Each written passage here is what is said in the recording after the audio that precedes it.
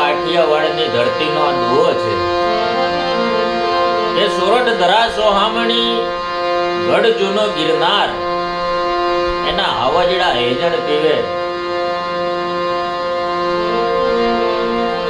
નમણા એના નરને નાર.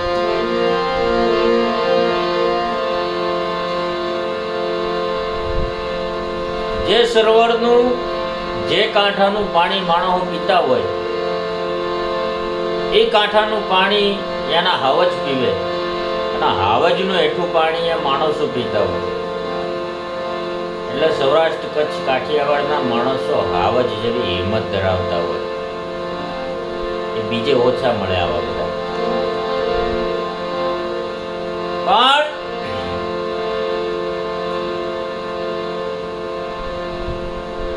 મને હમણાં જે આ દુનિયાની અંદર આ દેશની અંદર આ ધરતી માથે જે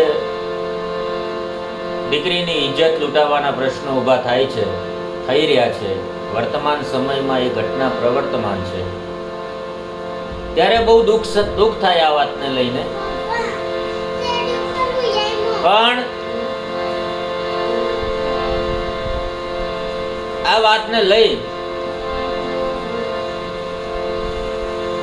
અને મને એક સૌરાષ્ટ્રના બારવટિયાની વાત યાદ આવે છે.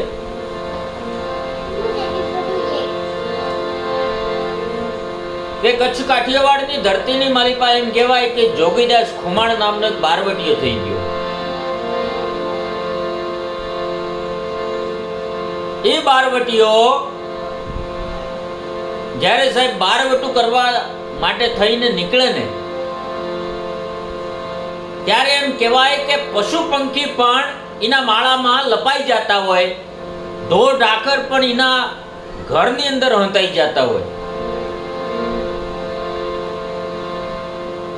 અને એ હાલે તો સાહેબ ધરતી આમ ડોલવા લાગે અને માથેથી આબ ડોળા કાઢતું હોય, એને જોતું હોય એવું લાગે આપણને. ત્યારે જોગીદાસ ખુમાણ એમ કહેવાય કે બારવટું કરવા આટું થઈને નીકળ્યા.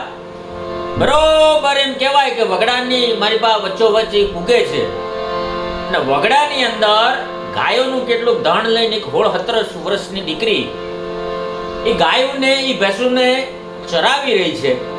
ત્યારે એ જોગીદાસ ખુમાણ ત્યાંથી નીકળ્યા અને દીકરીને એકલી જોઈ અને જોગીદાસ ખુમાણે સાહેબ દીકરીને પ્રશ્ન કર્યો. 17 વર્ષની દીકરીને પ્રશ્ન કર્યો હતો કે તારી ભેળું કોઈ છે નહીં? ત્યારે દીકરી એને નિર્ભય રીતે જવાબ દીધો હતો કે ના બાપા, હું મારા મામાના ઘેરે મોટી થાઉં છું. મારા બાપ માવતર બાળપણમાં મને છોડીને વયા ગયા.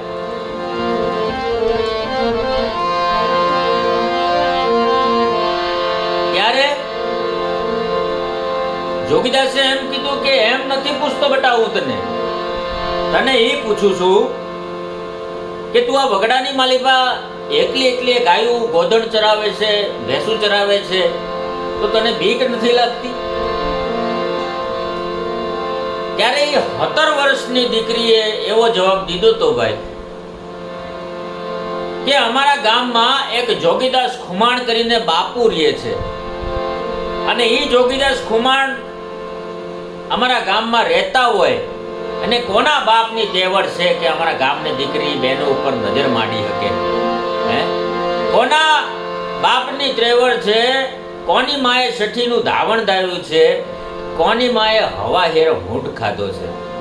કે જોગીદાસ ખુમાણ જીવતા હોય અને અમારી ઉપર કોઈ નજર કરી શકે? ત્યારે સાહેબ એ દીકરીને ખબર નથી કે એ જોગીદાસ ખુમાણ છે. એ દીકરીને વાસ્તવમાં એ ખબર નથી કે આ એની સામે ઊભા રહીને જે પ્રશ્ન કરે છે ને એ વાસ્તવમાં જોગીદાસ ખુમાણ છે એમ દીકરીને ખબર નથી. નિર્ભય રીતે દીકરી આમ કીધું કે જોગીદાસ ખુમાણ અમારા ગામનો બારવટીયો છે ની જીવતો હોય એ હોય ગામમાં, અને અમારી કોઈ ઇજ્જત લૂંટે, અમારી સામે ઇજ્જત લૂંટવાની તો વાત ઘણી આગી રહી, પણ અમારી સામે નજર પણ ન કરી શકે, કોઈની બાપની તેવડ નથી એમ. અને એ જોગીદાસ ખુમાણ ભગવાન સૂર્યનારાયણની સામે હાથ કરી, બે હાથ જોડી આખું ભગવાન સૂર્યનારાયણની સામે કરી અને એ બોલ્યો તો કે હે મારા નાથ, હે દાદા, હે સૂર્યનારાયણ ભગવાન, તું ઉગીયો તો ભલે ઉગીયો, ભાણ ભાણ ભલે ઉગીયો, હે પણ આ દીકરીના દિલમાં જે જોગીદાસ ખુમાણ બારવટીયો છે, લૂંટારું છે, તો એના પ્રત્યે કેટલો પ્રેમ છે, કેટલો ભાવ છે, કેટલો ભરોસો છે. આવો ને આવો ભરોસો હું જીવું ત્યાં સુધી મારો ભગવાન આ લોકોના હૃદયમાં, દીકરીઓના હૃદયમાં રાખશે. સાહેબ આવું એ ભલે બારવટીયો છે ને, એ ભલે બારવટીયો જોગીદાસ ખુમાણ હતો, પણ એ સાહેબ કોઈ દિવસ એને દીકરીની બેનની આબરૂ નથી લૂંટી એમ. એ પૈસા માટે, ધન માટે મહેનત કરી હશે એને, પણ કોઈ બેન દીકરી બેટીની આબરૂ એને લૂંટી નથી. આવો ભરોસો જોગીદાસ ખુમાણ ઉપર એ દીકરીનો. અને સાહેબ જો આવા જોગીદાસ ખુમાણ જેવા બારવટીયા જગતની અંદર જીવતા હોય અને જીવતા હશે તો સાહેબ આ જે અત્યારે બળાત્કાર, રેપ કેસ આ બધું થાય છે ને એ કદાચ ન થાય. એટલે આવા જોગીદાસ ખુમાણ જેવા બારવટીયા આપણે બનવાની જરૂર છે, જેથી 16-17 વર્ષની દીકરી પણ નિર્ભય રીતે વગડામાં એકલી પણ ધોધણ ચાલી. એટલે જ મને યાદ આવ્યો